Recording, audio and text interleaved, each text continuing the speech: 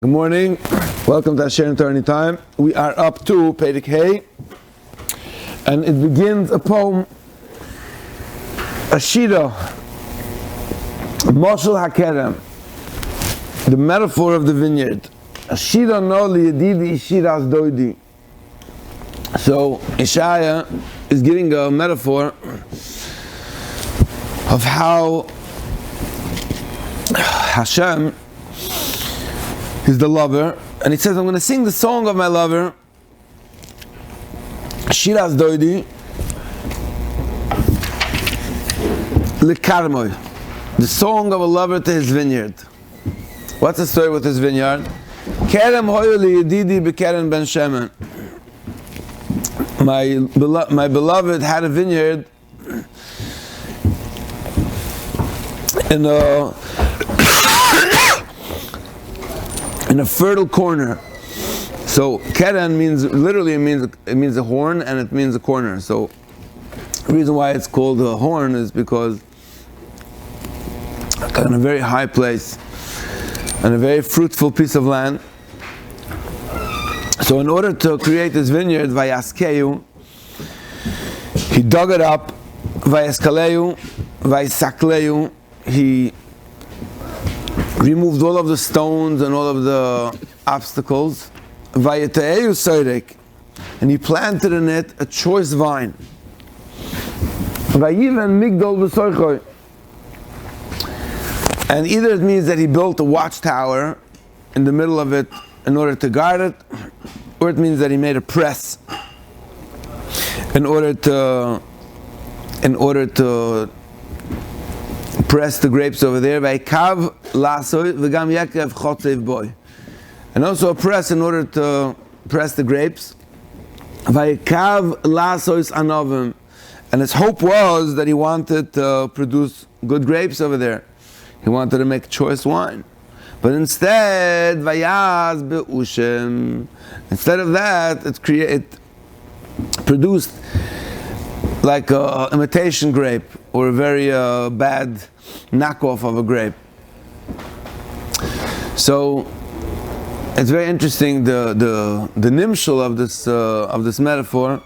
According to Rashi later on, it's going on a metaphor of how Hashem created Gan Eden. That's the vineyard, and in this vineyard he put Adam Rishon, and he wanted Adam Rishon to create beautiful songs and a beautiful relationship. And instead they ended up using Gan Eden for their own selfish desires, and that was the Vayaz B'Usham. Va'ato Yoshev Yerushalayim.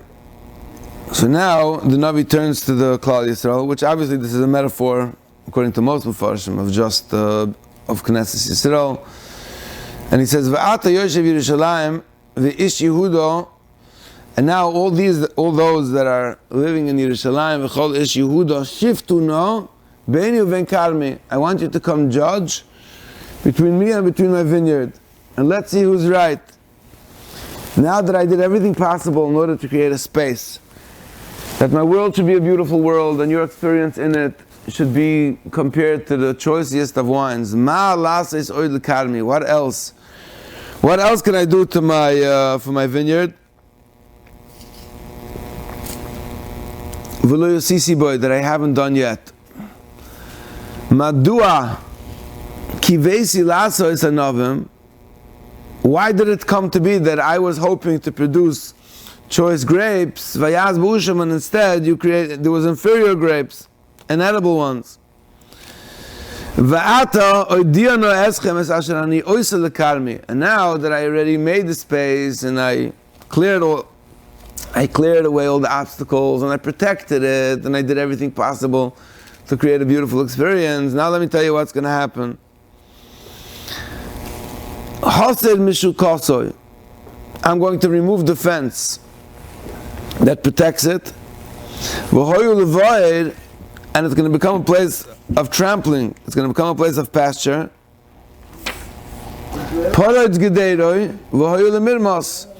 I'm going to breach its fence, and it's going to be the mirmas for trampling, and everyone. It's going to be exposed to to all of the outside elements.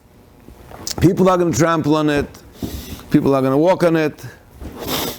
V'ashiseyu basa. I'm going to render it a waste. Lo yizamed. It's not going to be pruned. V'lo yayaded. And I'm not going to till it. I'm not going to hoe it. V'ola shamir. Now shamir is like this. It means like thorn and thistle. Shamir v'shoyes. Or shamir is that the shamir worm that was able to split stone. So which means worms are going to come in and they're going to destroy it. V'ola shamir v'shoyes. V'ala ovim atzavim ahamtir olav motor. And on the clouds, I'm going to command it not to pour rain on it.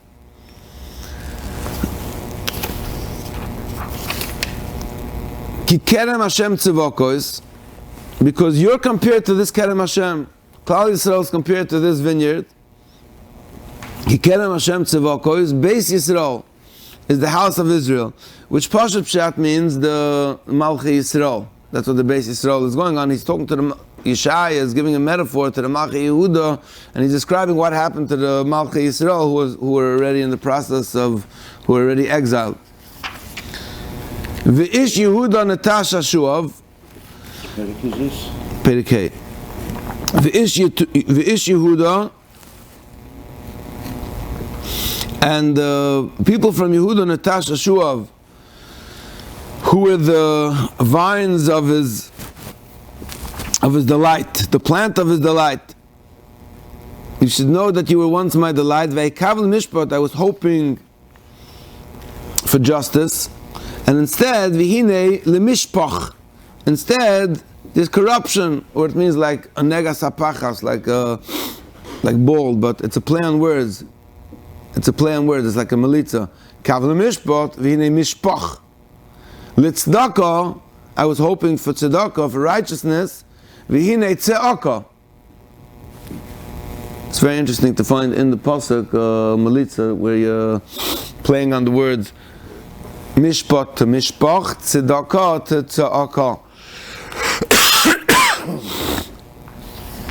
So that's the result of my neglected vineyard. And here it seems like the Navi is describing where was the neglect and where was the issues in his vineyard that's causing the owner of the vineyard to say, I'm going to abandon it and just let it fall apart. So there's 6 hoys, 6 woes, 6 things that he was crying about. It seems to go like in a logical progression. There seems to be a progression between the hoys. So the first one is hoy magia bias babayas. Woe to those that enjoin one house to the next. So what he's describing over here, Sada b'sada, yakrivu adefes mokan. What he's describing is that the poor people in Yerushalayim were living in these little shacks. The wealthy people, they had these huge properties. Somehow they managed, through manipulating the law and through power, control, and money, they managed to their houses suddenly got larger and larger. The space in between for the poor man suddenly started to recede until they were pushed out of the way. So yakrivu ad efes mokim, they were v'yishavtam levatchem b'kerev haaretz. And Yisrael is calling. 1 second. Yeah, put on a mute. V'yishavtam, we're up to pasuk ches, Perek Hey pasuk ches.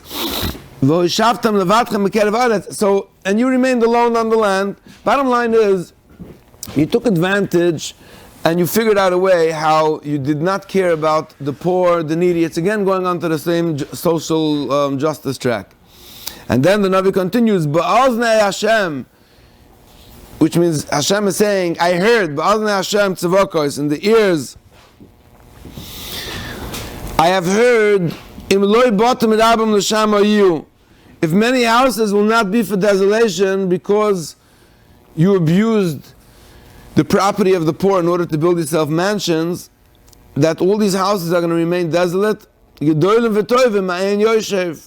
Great, beautiful, big houses are going to remain abandoned without inhabitants. And here he describes why are they going to be leaving their homes, what's going to be the end of the game. And again, this was all said in times when there was plentiful and there was bounty and people were living the good life. He says, Ki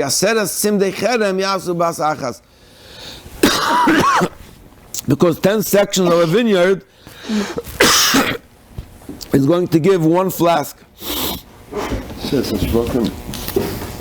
It was the mashal was on Seres Shvatim to begin with. And a land that was enough to create a chomer is only going to produce an ephah, which is a sada which is as big as a base kur, is going to produce a tiny amount. Now he goes to the second hoy. So the first one is when you start taking advantage of your power and you don't care about the poor and the weak. That's the first hoy. Second one, which seems to be like almost a progression, he says, hoy mashkimei baboiker, or to those that arise in the morning. Now why they are rising in the morning? Not because in order that they want to connect to God and they want to pray and they want to fill their hearts with wisdom. Sheicha yirdoifu.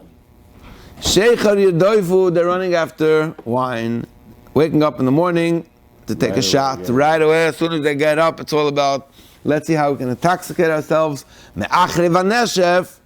And then later at night, Yayin yadlikem, they drink wine in order to ignite their desire. Yayin yadlikem, which means it's not enough that there's social injustice. Their whole purpose, it's not like they're just taking advantage of other people. When you ask them what's the purpose of your life, it's just about to get drunk, just about to party. Not only to party, I'm going to utilize wine, not only for wine's sake. You can have a guy who's a shikid because he's a shikid. Then you can have a person that the reason why he's drinking wine is because his taivas aren't strong enough, his desires are not strong enough, so yayin yadlikem, he's going to drink wine in order to activate, he's going to take meds in order that he should be able to go deeper into his own desires. It's interesting that the metaphor is about production of produce, and then the punishment is also the fruit. The metaphor was about a vineyard. The metaphor is about a vineyard, and the punishment is that the vineyards won't produce. Correct. Correct.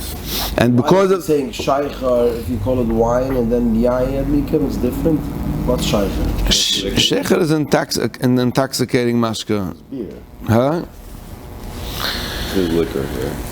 He says liquor. Pursue intoxicating drink. So I guess it includes all alcoholic beverages. Anyway, so he goes on to continue. He says it's not only enough that it was all about drinking and it was all about igniting their taivas. He goes into detail. So how was life? What was life all about? He says, V'hoyo kinoid v'nevel. So these are all the instruments that they had playing in the background while they were getting drunk and igniting their taiva. V'hoyo kinoid v'nevel. That's like a harp and a lyre. This is different types of string instruments. Toif v'cholel, which is a drum and a flute. V'yayin mishteyem. And there's wine flowing before them. But on the wonder of God's world, which is both the Torah and the wonder of His world, that they don't meditate on, that they don't contemplate on. And they weren't paying attention to Hashgacha, to the awareness. This is the Gemara. This is like a big deal that the Gemara says that v'oy dorshu es poil Hashem lo yabitu kol yedei l'chashev b'tkufas mazolos Gemara in Shabbos Ainei v'einu mechashev olav ha'kasavoyim v'es poil Hashem lo yabitu masa yadav lo yirou, which means somebody who has the ability to see the bounty, the wonder, and the synchronization of what goes on in the universe, and he doesn't meditate on it, and he's not like wow from it. Hashem says, "Es poil Hashem lo yabitu." They didn't meditate or contemplate on the workings of Hashem. They didn't see His handiwork, and that was like that means you're going to party and you're going to get drunk in order to run away from experiencing my world. Reason why I made this beautiful garden and this vineyard is that me and you should be able to drink wine together. that we should be able to experience the wonder of this world. And instead, you're taking my bounty, you're taking my produce, you're taking my fruits, you're taking my intoxicants, you're taking my music, and you're taking, and you're using it in order to escape from me. Don't use me against me. That's really what God's saying. Don't use me against me. So that's lochen. Therefore, Gol ha'ami mibli das. This is Gavalt Pasuk, this. Lochen Gol ha'ami mibli das. So the literal translation is that Gol ha'ami, my nation, is going to be exiled mibli das, for lack of knowledge. But the concept is, where does the Golus, where does Golus happen? Mibli das. It's a Golus hadas. That's where all the Tzaddikim, Nachman talks about it. But That's Hashem was Golus hadas. The real exile happens within our das. Exile is never, whatever happens outside of us is only a manifestation of what happens within us. So, Lochin golami mibli das. Exile happens mibli das. I remember once I was in Mezhebish, Fahren Krieg, and it was like a matzah Shabbos, and there was nobody there, and there was this guy hanging out a whole Shabbos. An Israeli guy came from the army. He didn't have any money. He was sleeping on a bench upstairs, and I invited him over to sit with us by the Suda, but he only spoke Hebrew, and my own boys only spoke Yiddish, so there wasn't any. But he was mamish. You saw that he was mamish in the Shema Gavoya to see it, and he had like this little brown bag with like 2 bilkelach and a bottle of wine. He didn't want to eat anything from the hotel because he didn't have any money. And he was like quiet. Matzah Shabbos, he came inside. It was like 2 o'clock in the morning, and they redid it then. So there was very bright lights. One of the windows were broken. There was like a trillion flies, like a jillion flies over there, and the air conditioners didn't have the remote, and it was going on from by day. And at night it was really cold, so it was like 40 degrees in there, with a million flies, too bright, and I was getting nervous. And this guy comes in, and he's like, "Apam re'ita davar kazeh?" He said, "You ever saw such a thing?" I'm looking at him. What? He says, "Shemamash po b'Baal Shem Tov yesh or be'emtza halayla." That there's a light in the middle of the night. Come to Baal Shem Tov. I'm like, "God, it's too bright the light," but go on. He says, "V'yesh po mikveh cham be'emtza halayla shecholim letaher כשנכנסים לבעל שם טוב." And he's going on and on. He says, "ויש שם מגבת, ויש פה תהילים." He was going on and on. He was telling me how it's amazing. All the people of the world come here to the tzaddikim, and we're living in an amazing world, and people are living so long, and people are. That's when he like opened me up, and he said, "אתה יודע מה שרבנו אמר? שעיקור הגלות זה גלות הדעת." We're living in the best of times. If you would have told a person 100 years earlier that you're going to be able to come to the Baal Shem Tov in the middle of the night, and there's going to be light, and there's going to be hot mikveh with towels, and there's going to be coffee and tea, and you're going to be able to, and you would have described to him what's going to be going on, they would have told you that Gan Eden it's impossible that Gan Eden should look that way. They didn't even have a point of reference. This is a continuation of the last pasuk of Espoil Hashem lo yabitu masiyadav leiro. Somebody who doesn't see the wonders of Hashem, and he doesn't see how amazing the Bri is and how it's improving by leaps and bounds from generation to generation. Lachein gala ami mibli das. Chapter 5. Lachein gala ami mibli das. The effect of that is that you get exiled from not having the das to be aware of what's going on. You have no knowledge. You have no knowledge. Uchvoidoi mesei rav. And it's honorable, wealthy men. Uchvoidoi mesei rav. They're victims of famine. V'hamoinoi tzichei tzama. And the hamoinoi and the multitude is parched with thirst. So it's again, there's a literal translation that you're literally going to die from hunger. But it's one and the same. Not being appreciative of the amazing world that we live in, the effect of that is a Golus Hadas, which the effect of that,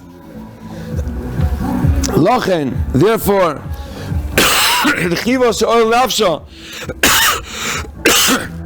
Sha'ol is going to open itself up, and it's going to open its mouth, Levlichoik, V'yarad Hadara V'hamoino, U'sha'oino V'oleis Ba. So the Sha'ol is like a lashon of Gehenna again, hell. So hell is going to open up its mouth, and it's going to open up its mouth with no limits. And all the magnificence and everything is going to go inside, and those that rejoice with it.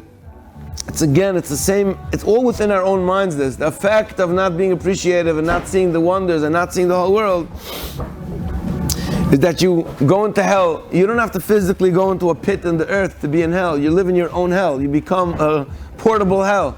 Your inner world becomes a world of demons. Vayishach Adam, Vayishpal Ish, Ve'ena Gevoyim Tishpalna. And those people are going to be bowed. Vayishpal Ish, Ve'ena Gevoyim Tishpalna. And people are going to be humbled, and the eyes of the Hori are going to be lowered. Vayigba Hashem Tzivokoi. So this is another very famous pasuk. Vayigba Hashem Tzivokoi is by Mishpat. But Hashem, the Lord of hosts, is going to be exalted. He's going to be raised by Mishpat with justice. Va'el HaKadosh, Nigdosh B'Tzedakah. And the Holy One is going to be made holy B'Tzedakah with righteousness. Or tzedakah as in charity. And here literally it means that through the downfall of the wicked, that's how Hashem's name is going to be exalted. Which means whenever you see the downfall of the wicked, it means you see the downfall of toxic ways of thinking. And whenever you see toxic ways of thinking, you see the results of it, that's automatically by default then Vayigba Hashem Tzavakosh and Va'el HaKadosh Nigdash B'Tzedakah.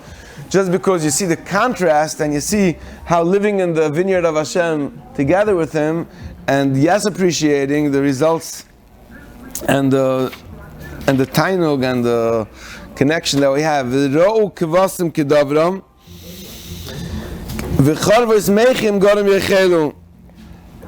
So what's going to happen is that when hell when hell meets the people, then sheep end up grazing in a formerly bustling, merry city. So v'ro'u kevasim are going to pasture kedavram v'charvos meichim gorim yechelu. And strangers are going to eat in the ruins of the houses of the wealthy. And now he goes on to the next one, to the next hoy. So again, we already had two hoys. One hoy was taking advantage of the poor. Second hoy was people who are drinking, getting themselves drunk in order to avoid seeing the beautiful world that they're in. And now we continue. Whoa!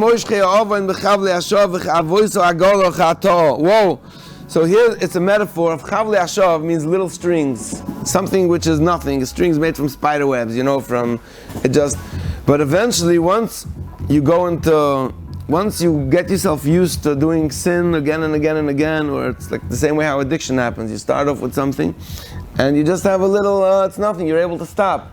But when you're consistent and you keep on going at it, eventually it turns into Chavois Agal Chatan. It turns into these cords of chata, heavy cords which are unbreakable.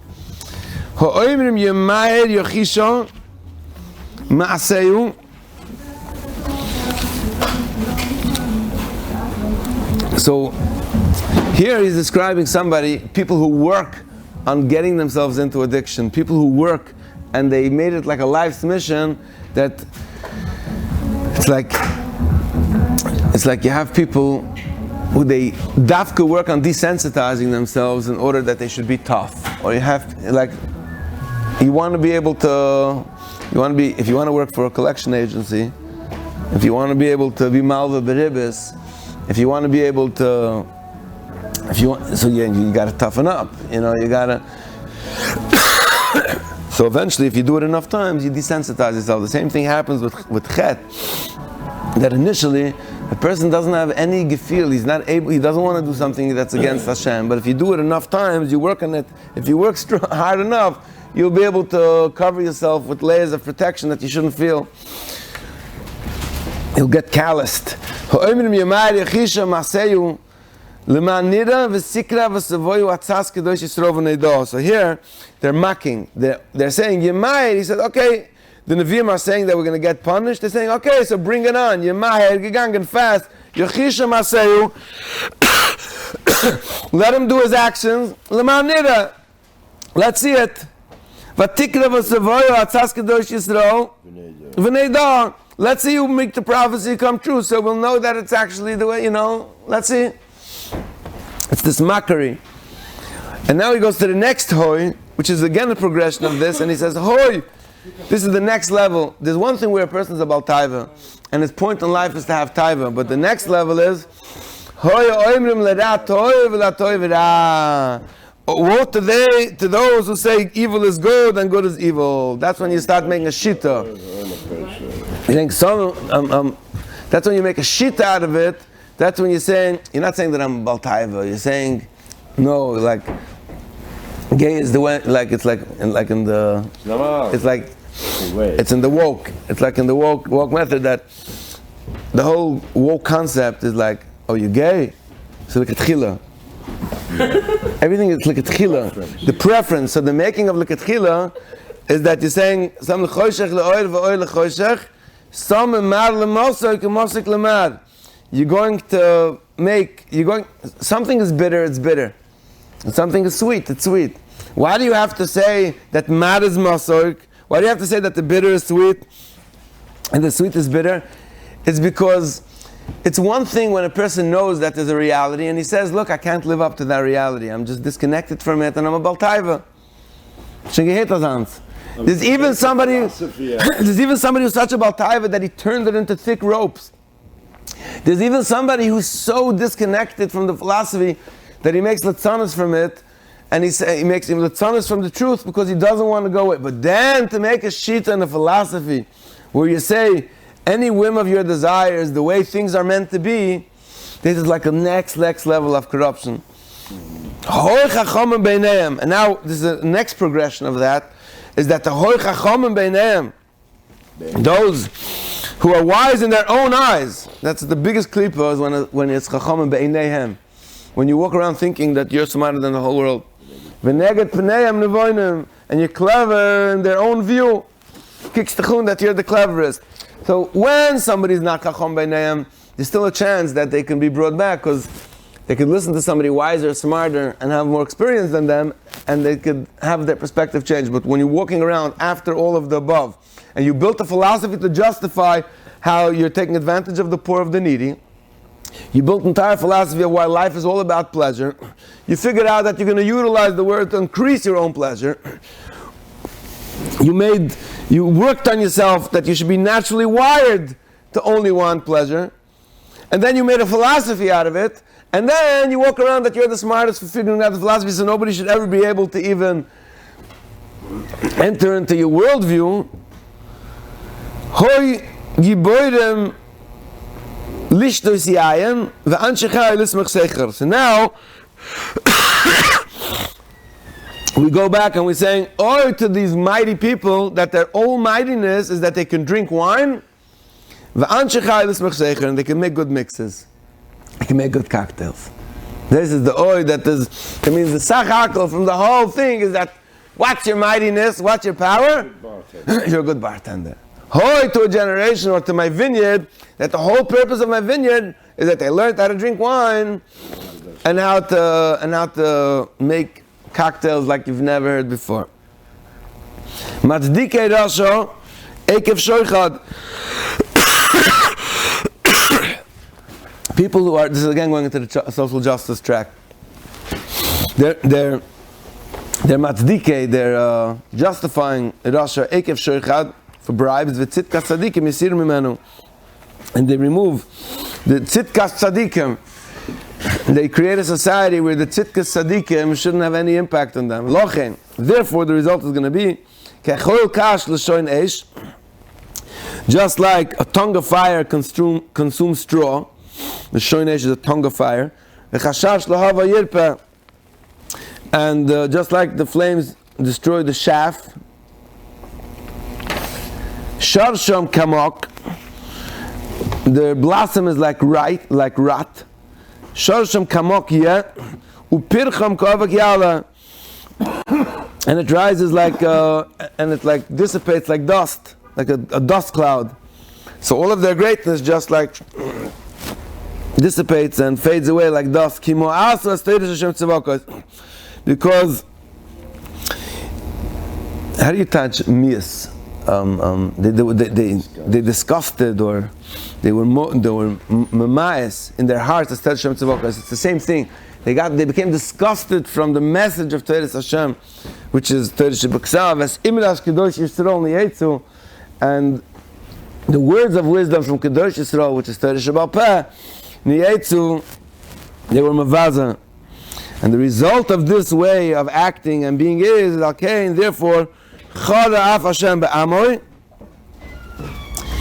the anger of Hashem is going to be and his people, Vayet Yodoi Ola V'Yakeyu, he's going to stretch out his hands, V'Yakeyu, Vayirgizu Haharim, and Vayirgizu Haharim, and the mountains are going to tremble, which is a metaphor for the Malchei Yehuda, V'Tinev Losam Kasucha B'Kerev Chutzos, and their corpses are going to be strewn like spit in the streets. B'chol And after all of this, still Hashem's wrath is not going to calm down.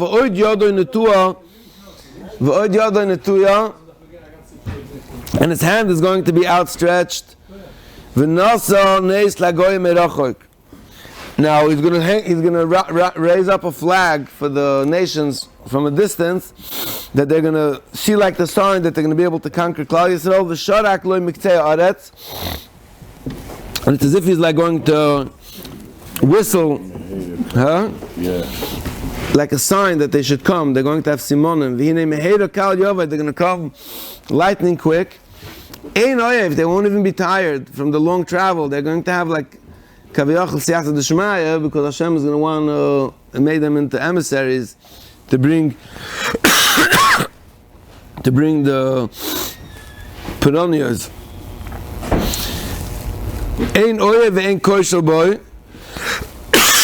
They're not going to become weary or stumble. They're not going to. It's like the same lashon of Loyonav Loyishan Shem Yisrael in the opposite way, that when Hashem is going to remove His protection, then they're not going to be Loyonav Loyishan. Loyniftach Ezer Chalotov, and the belt on his waist is not going to unbuckle it. Loynitach Shirach and Olav is not going to untie his shoes. That means they're just going to keep on going straight. They're not going to even have to rest. Be'asher Chitzov Shenunim, his arrows are going to be sharpened. V'chol chashois of the ruchos, and all of his bows are going to be drawn and ready to shoot. Ufars esus of katzar nechshavu, and the hooves of his feet, hooves of his horse, are going to be extremely hard. They're not going to need any horseshoes.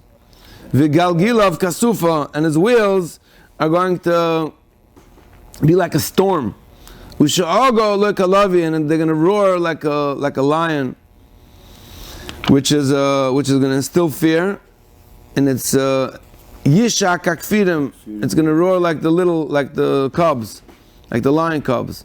Vayinoim vayoiches terev, and he's going to roar and he's going to grab his prey. Vayaflit, and he's going to seize the prey. Vayaflit, and he's going to. And not gonna ve'en matzel. Yaflet means it's gonna let it. Ve'en matzel. There's not gonna be an escape, huh?